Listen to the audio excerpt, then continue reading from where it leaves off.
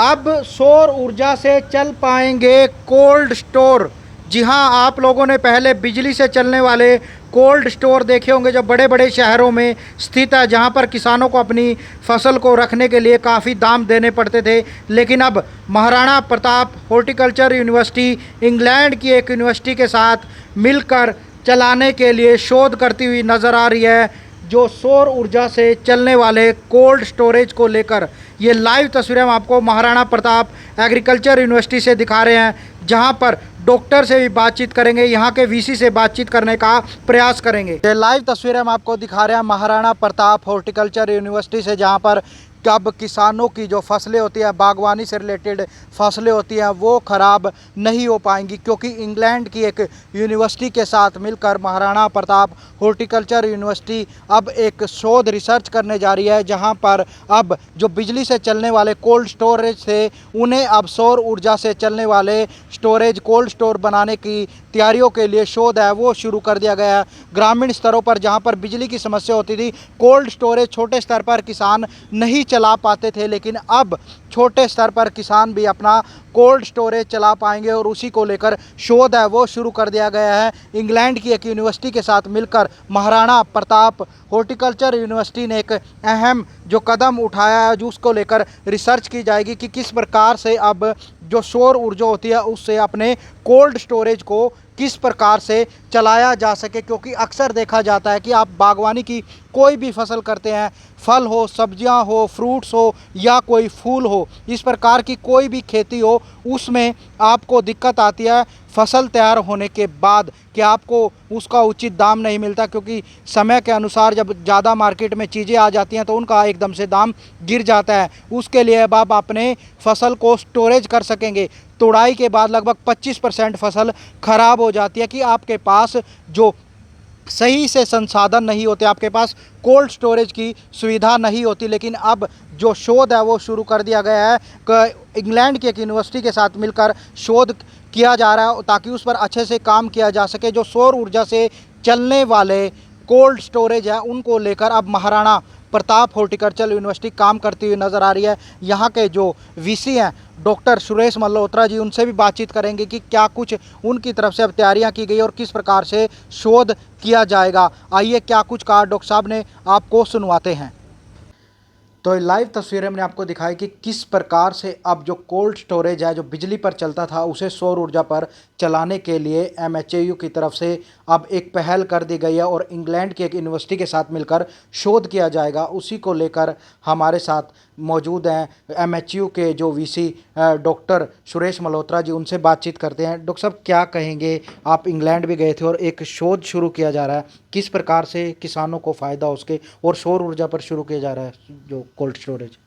जैसे कि आप जानते हैं कि एक दो मुद्दे मुख्य होते हैं। पहला बात, हमारे पास संसाधन कितने हैं, और दूसरी बात आती है कि उन्हीं सीमित संसाधनों में हम कैसे बेहतर कर सकते हैं। और एक बात जो मुख्य उभर करके आती है कि फल और सब्जियां हमारा किसान उगा लेता है, लेकिन उसमें बहुत सारी फल और सब्जियों का कटाई के बाद जो है नुकसान हो जाता है। तो उस नुकसान को जो है हम कैसे सेव कर सके, बचा सके, वो जो नुकसान है वो ना हो, और जो कटाई के बाद, तुड़ाई के बाद जो फल सब्जियों में नुकसान हो जाता है, उसको रोकने के लिए हमें इंटीग्रेटेड कोल्ड चेन में जो है उनको लेके जाना चाहिए। तो इंटीग्रेटेड कोल्ड चेन की जब भी मैं बात करूँगा तो उसका मतलब ये हुआ कि जैसे जो है ग्रेडिंग कूलिंग चैम्बर होता है, उसमें रीफर वैन होती है, और वहाँ पर जो है रीफर वैन से जो है हम प्रोडक्ट को जो है कोल्ड स्टोरेज में लेके जाते हैं। लेकिन आपने देखा होगा कि बहुत सारी जगह कभी कभी ऐसा भी रहता है कि कुछ इलाकों में नियमित रूप से जो है बिजली की सप्लाई नहीं मिल पाती, तो उससे भी कोल्ड स्टोरेज में जो है दिक्कत आ सकती है। दूसरा ये कि बिजली कहीं कहीं महंगी भी पड़ती है।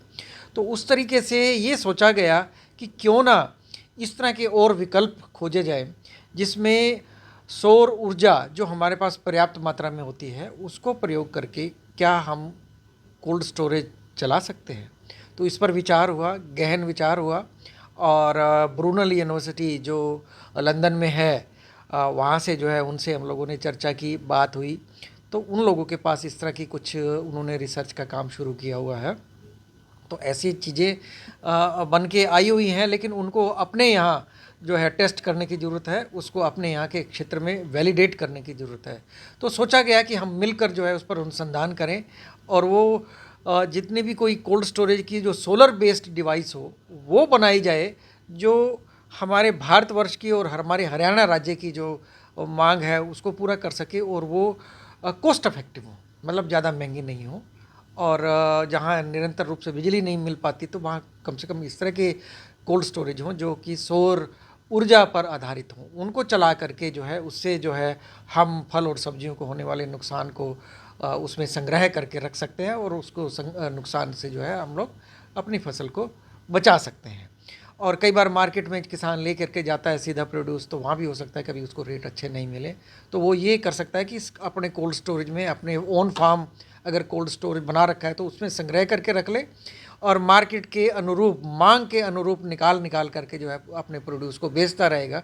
तो उसमें क्या है कि निश्चित रूप से जो है उसको जो एक तरह से मैं ये कहूँगा कि जो एकदम प्रोड्यूस मार्केट में आ जाता है जिसको हम गलट बोलते हैं, तो गलट की वजह से उसको कई बार कम रेट का सामना करना पड़ता था, वो इस तरह की समस्या से भी निजात होगा। तो इसमें दो तरह की बातें हुई।